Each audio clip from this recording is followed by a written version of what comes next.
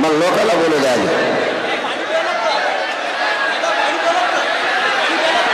तुम्ही कोणाला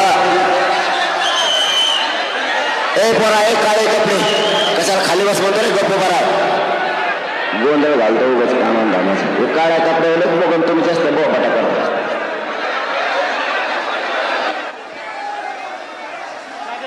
मी सांगतोय हे सगळ्यांना लक्षात द्या. तुम्ही 5 जण खाली बसा. चला बस खाली उभं बस बस खाल्लं की बाहेर चाल.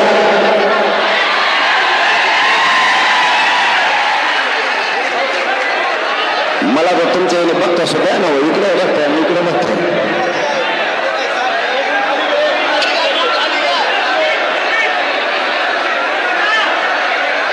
सगळ्याला आवाज येतोय का? परत म्हणू नका इथं बसलेले कोणी मला ऐकायला नाही आलं. पुन्हा एकदा विचारतो आवाज सगळ्याला येतोय का? आपलं आमरण उपोषण 10 वाजल्यापासून सुरू झालं. तुम्हाला मला एक महत्वाची माहिती द्यायची. आपण समाजाला न्याय मिळवून देण्यासाठी आलोय हे कोणी विसरू नका. नुसत्या गडबड गोंधळात समाजाचं वाटोळं करू नका. कोण काय सांगताय कोणाचं काय म्हणणं आहे ऐकून घ्यायचं शिका.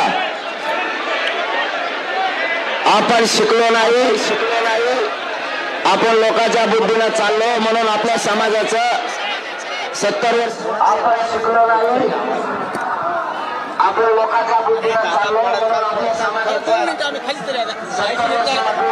काही मराठी विसरू नका.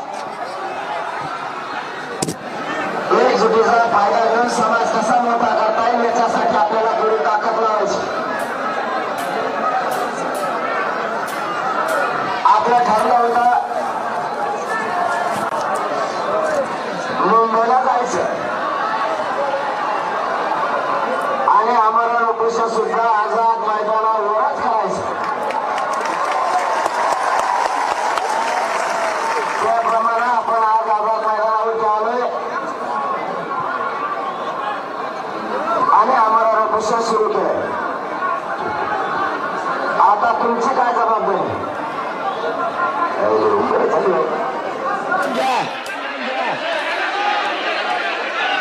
सरकार आपल्याला सहकार्य करणार नव्हतं म्हणून मराठा समाज म्हणला होता हे बोलारे आहेत गच्चे भाई को घरात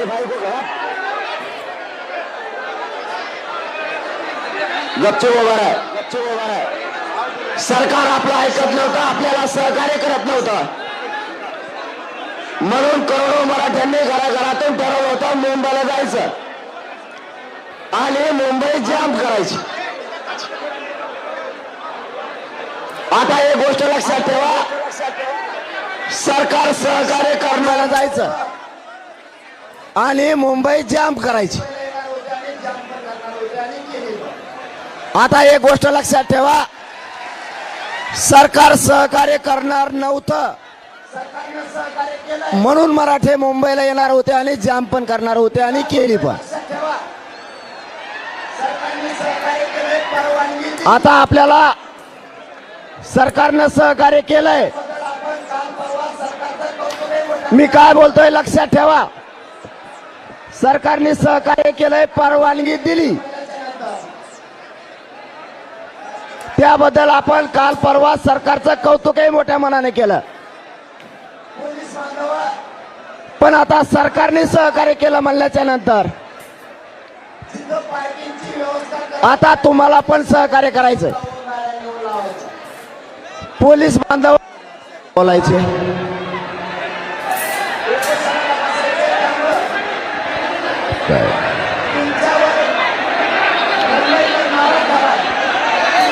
इकडच्या आरडा करू नका.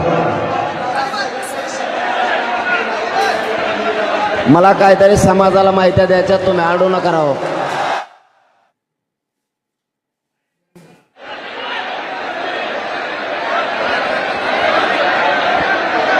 समाजाच्या पोरानं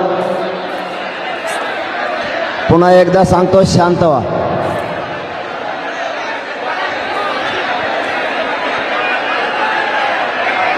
कुणी खाली बसला नाही बसला काय देणं घेणं आहे तुम्हाला, शांत राहा.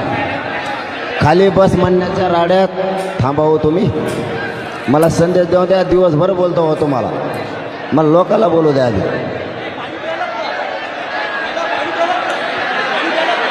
तुम्ही कोणाला ए पोरा ए काळे कपडे कशाला खाली बस म्हणतो रे, गप्प बरा आहे. गोंधळ घालतो उगाच कामान धामाचं. हे काळ्या कपड्यावलेच मोगम तुम्ही जास्त बोपाटा करता.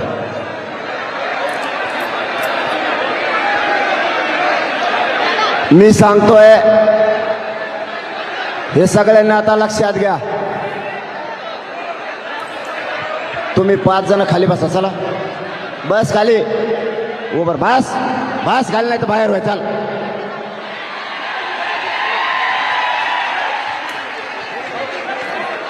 मला तर तुमच्या येणे बघता सुद्धा आहे ना हो. इकडं बघताय ना इकडं बघताय.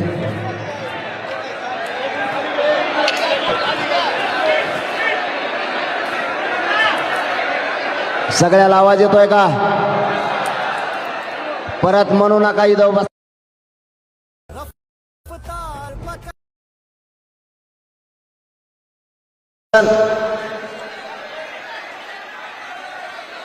दहा वाजल्यापासून सुरू झालं.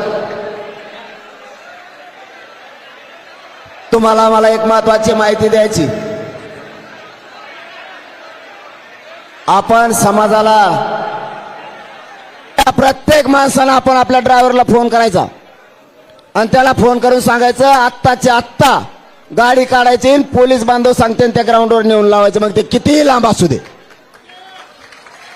एकही गाडी रोडवर राहता कामा नाही. स्वतः तुम्ही स्वयंसेवक म्हणून काम करायचंय. तुम्ही जी मुंबई जाम केली ना मराठ्यानो, 2 घंट्यात पुन्हा मोकळी मुंबई झाली पाहिजे. जबाबदारी तुमची आहे. आता मला बोलता येणार नाहीये उपोषणला बसल्यावर, म्हणून मला एकही बातमी कानावर आली नाही पाहिजे किंवा पोलीस बांधव येऊन नाराज नाही झाला पाहिजे की या ठिकाणी गाडी लावली, या ठिकाणी ट्रॅफिक जाम झाली. आपण आझाद मैदानाला येणार होतो, आपण आलो. बऱ्याच जणांना वाटलं होतं पाय ठेवून द्यायचा नाही, मराठे मांड्या घालून बसले.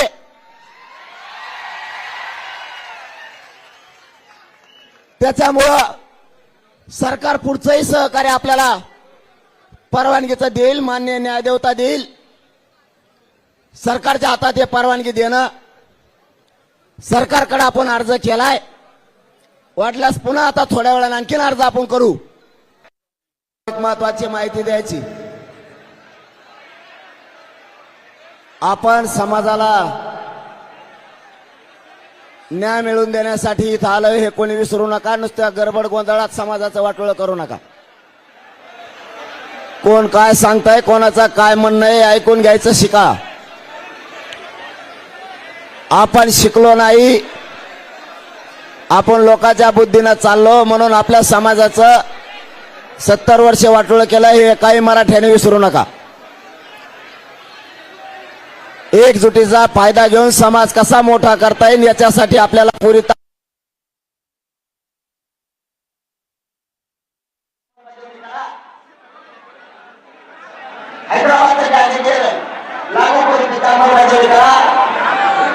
सातारा संस्थांचे गायकवाड सुद्धा लागू करून त्याची अंमलबजावणी सुद्धा आम्हाला पाहता पाहिजे. या केसेस पासून वेगळ्या पूर्ण मागण्या या सगळ्या मागण्यांच्या अंमलबजावणी मी मुंबई सोडणार नाही ही मला त्यांना शब्द देतो. आताही मला सरकारनं गोळ्या नाही लागल्या तरी मी बलिदान द्यायला तयार आहे, पण माझा हाताला तयार मिळून शब्द नाही. या समाजासाठी मैदानात येऊ मी मरण पत्करायला तयार आहे, पण हाताला तयार नाही. तुमची फक्त जबाबदारी घेऊन पार पाडायची. माझ्या मराठीतून मान खाली होईल असेल काही त्या आंदोलन मराठी लावायचा मोठा आपल्याला आपल्या जागी राखायचं. मोठं आपल्या लेकराबाळाला आपल्याला करायचं. एखादा राजकीय कार्यकर्ता येऊन हट्ट धरी मला तिकडे जायला द्यायची, सरकारने सहकार्य नाही केलं मग तो हट्टा तो आम्हाला तिकडच जायचं. सरकार सहकार्य करत आहे तर मग आपणही सहकार्य करायचं. दारू कोणी प्यायची नाही.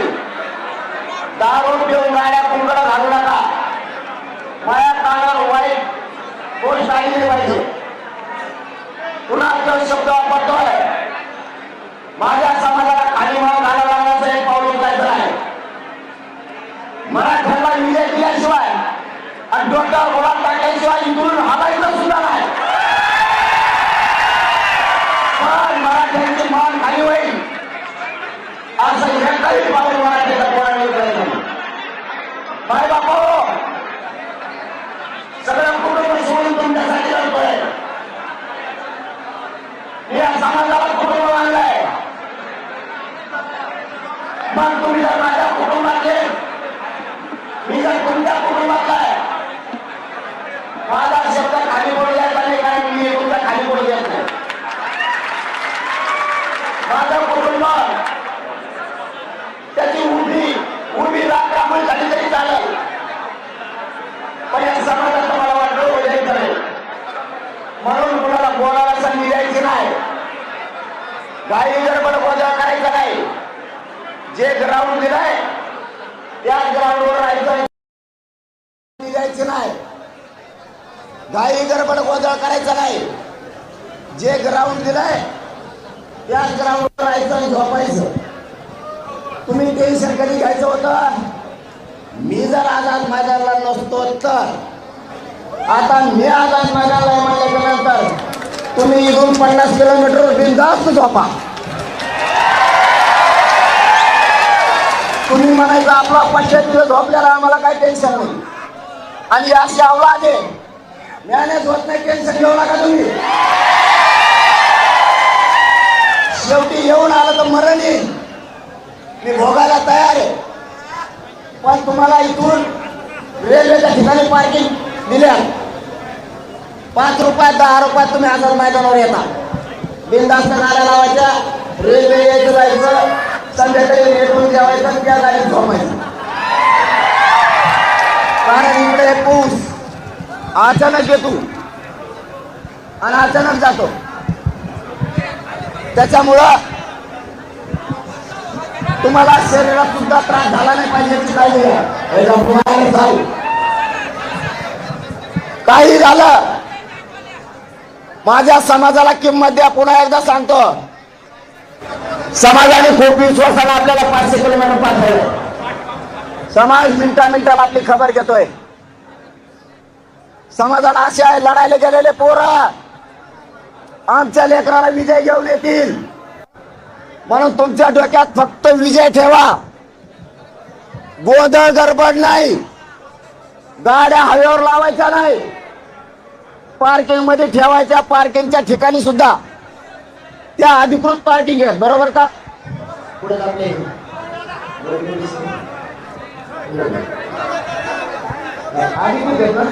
अधिकृत पार्किंग घ्या. त्याच्यामुळे तुम्हाला काही ताण यायची गरज नाही. पोलीस बांधव सुद्धा गाड्याचं रक्षण करतील. मुंबईकराला त्रास झाला नाही पाहिजे, जबाबदारी आपली. महाराष्ट्रातून येणाऱ्या बांधवांनी रेल्वेला जरी आले 5 मिनिटाच्या अंतरावर आझाद मैदान, आणि तुम्ही जरी तुमची पार्किंग तर जवळ त्रास झाली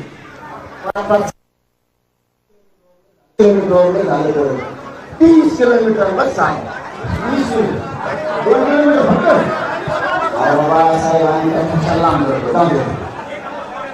बरं वाशी जाऊन झोपा. काही जण सकाळी आहो जमान ना, काही जण वाशी झोपा सकाळी निघाले तिकडे रेल्वे खाल्लं की. फक्त त्रास मुंबईकरांना द्यायचा कोणी नाही. मला आता मी उपोषण सुरू झालंय 10ला. मला बोलणं सुद्धा चालत नाही, पण ही शब्द जरा हिताचा होता समाजाचा. या समाजाला आडमोठं समजू नाही.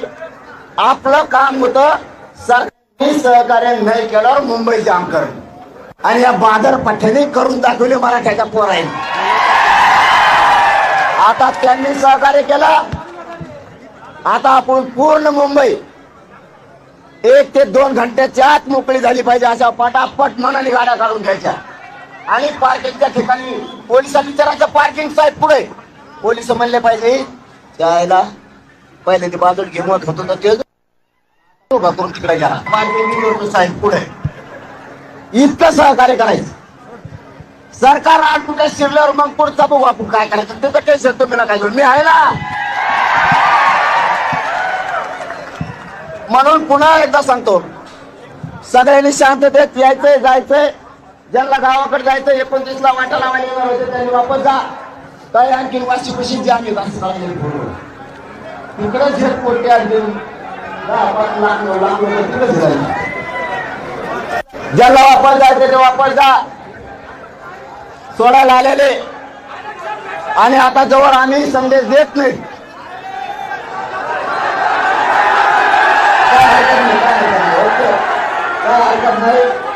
मान्य केलं तुमचं ओके. आता फक्त तुम्ही सांगितलं मान्य करायचं. मी सांगण्या शब्दाच्या पुढे जायचं नाही. समाज वाटलो गाड्या फक्त त्यांचा प्रॉब्लेम काय आहे बिनधास्त विचार पसरायचं तुम्ही. चलो आता मी उपोषणाला बसतो. सरकारला एक शेवटची विनंती करतो. मायबाप सरकार आणि मुख्यमंत्री साहेब आमची आतापर्यंत सहकार्य केलं तसं आमच्या मरण उपोषणाची बेमुदत कायमस्वरूपी आम्हाला करून द्या. हे एक आम्ही तुम्हाला सहकार्य करायला तयार आहे. नसता मंगळवारपासून आणखीन करोडो मराठी इकडे येणारच. 2 आमच्या सगळ्या मागण्यांची अंमलबजावणी करायची तुम्हाला विनंती आहे. इथं करोडो लोक घेऊन आलो म्हणजे माझ्यात बोलत नाहीयेत. मुख्यमंत्री साहेब आणखीन तुमच्या हातातून संधी गेलेली नाही. मराठ्यांचं मन जिंकायला तुम्हाला संधी आहे. मराठ्याच्या नाराजीची लाट तुमच्या अंगावर घेऊ नका. मला आणि माझ्या समाजाला फक्त आरक्षण पाहिजे. आणि ते जर तुम्ही त्याच्यात राजकारण करणार असाल तर तुम्ही गोळा घातला तरी मनोज जरांगे चाटत नाही. मी याच ठिकाणी उपोषण करून मेलो किंवा तुम्ही मला जेलला नेऊन जरी टाकलं मी जेलमध्ये सगळं जेलमध्ये आमरण उपोषण करीन. पण मराठ्याच्या डोक्यावर गुलाल टाकल्याशिवाय आता हटणार नाही. आग्रहाचं सांगावं काही सांगू शकत नाही. आणि पोरांना पुन्हा एकदा सांगतो हे काही पोलिसांचा आता फोन आला नाही पाहिजे कारण मला फोनवर बोलता येत नाही. मी आता उपोषणाला बसणार तब्येत खराब होणार.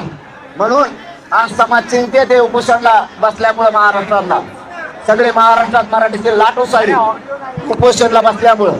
म्हणून तुम्ही सगळेजण काळजी घ्या. सगळ्यांनी आता पहिल्या गाड्या लावा देऊ आपण आपल्या खेळाला 2 घंट्यात पूर्ण मुंबई जाम झालेली मोकळी झाली पाहिजे लक्षात ठेवा. आणि पुन्हा येऊन बसायचं तर बसा. पण आता मात्र तुम्ही सगळेजण आपण आपल्या गाड्या पहिल्या काढून ते सांगतेच तिला नेऊन लावा. तिथून आपण एसटी येऊ नाही तर रेल्वे येऊ. धन्यवाद. जय शिवराय. उपोषण सुरू झालं.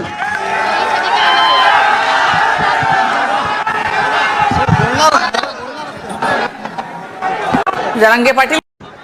मुख्यमंत्री साहेब आणखीन तुमच्या हातातून संधी गेलेली नाही. मराठ्यांचं मन जिंकायला तुम्हाला संधी आहे.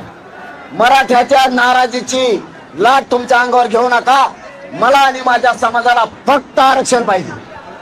आणि ते जर तुम्ही त्याच्यात राजकारण करणार असाल तर तुम्ही गोळा घातला तरी मनोज जरांगे चाटत नाही. मी याच ठिकाणी उपोषण करून मेलो किंवा तुम्ही मला जेलला नेऊन जरी टाकलं मी जेलमध्ये सगळं जेलमध्ये आमरण उपोषण करीन. पण मराठ्याच्या डोक्यावर गुलाल टाकल्याशिवाय आता हटणार नाही. म्हणून सगळ्या मागण्यांची अंमलबजावणी करावी. तुम्हाला आणखी नाही विनंतीपूर्वक आमचं आग्रहाचं सांगणं याच्यापेक्षा काही सांगू शकत नाहीत. आणि पोरांना पुन्हा एकदा सांगतो हे काही पोलिसांचा आता फोन आला नाही पाहिजे कारण मला फोनवर बोलता येत नाही. मी आता उपोषणाला बसणार तब्येत खराब होणार. म्हणून आज समाज चिंतेत उपोषणाला बसल्यामुळे महाराष्ट्रातला सगळे महाराष्ट्रात मराठीची लाट उसळली उपोषणाला बसल्यामुळं. म्हणून तुम्ही सगळेजण काळजी घ्या. सगळ्यांनी आता पहिल्या गाड्या लावा देऊ आपण आपल्या खेळाला 2 घंट्यात पूर्ण मुंबई जाम झालेली मोकळी झाली पाहिजे, लक्षात ठेवा. आणि पुन्हा येऊन बसायचं तर बसा, पण आता मात्र तुम्ही सगळेजण आपण आपल्या गाड्या पायला काढू.